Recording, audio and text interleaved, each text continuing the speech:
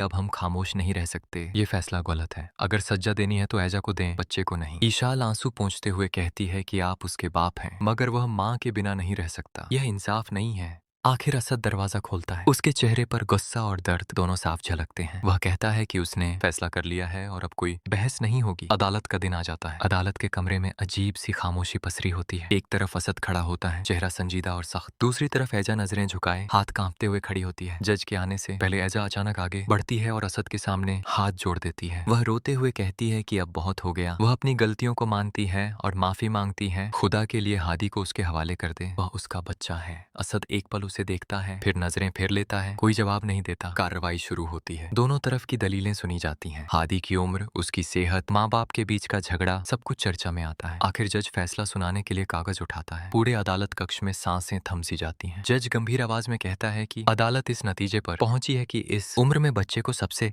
ज्यादा जरूरत माँ की होती है, इसीलिए फिलहाल हादी माँ की निगरानी में रहेगा। बाप को मुलाकात का पूरा हक होगा और बच्चे की तमाम जिम्मेदारी दोनों पर बराबर रहेगी। फैसला सुनते ही अदालत में एक पल का सन्नाटा छा जाता है। अशर और ईशाल की आंखों से आंसू निकल पड़ते हैं, मगर इस बार ये आंसू सुकून के होते हैं। ऐजा बेखुद होकर जमीन पर बैठ जाती है। आंसुओं के साथ उसके लबों पर शुक्र के अल्फाज होते हैं। असद वहीं खड़ा रह जाता है। उसके चेहरे पर हैरत, गुस्सा और एक गहरा सा दुख होता है। वह हादी को देखता है जो ऐजा की बाहों में अब सुकून से है। अनाया धीरे से ईशाल के कान में कहती है कि शायद यह सब किसी को सबक सिखाने के लिए था। अदालत से बाहर आते हुए माहौल बदला बदला सा लगता है। न कोई जीता था न कोई हारा था, बस एक मासूम की जरूरत को मान लिया गया था। ऐजा हादी को सीने से लगाए आहिस्ता आहिस्ता चलती है, जैसे डर हो कि यह लम्हा भी कहीं उससे छिन न जाए। उसकी आंखों में आंसू हैं, मगर उनमें शर्मिंदगी के साथ शुक्र भी शामिल है। वह बार बार हादी के माथे को चूमती है, जैसे उससे माफी मांग रही हो। ईशाल पास आकर धीमी आवाज में कहती है कि अब हादी को सुकून मिला है, उसे सुकून से महरूम मत करना। ऐसा चुपचाप सिर हिला देती है। वह समझ चुकी होती है कि उसकी गलतियों ने सबको कितना तोड़ा है। कुछ फासले पर असद खड़ा होता है। हादी को देखते हुए उसके दिल में एक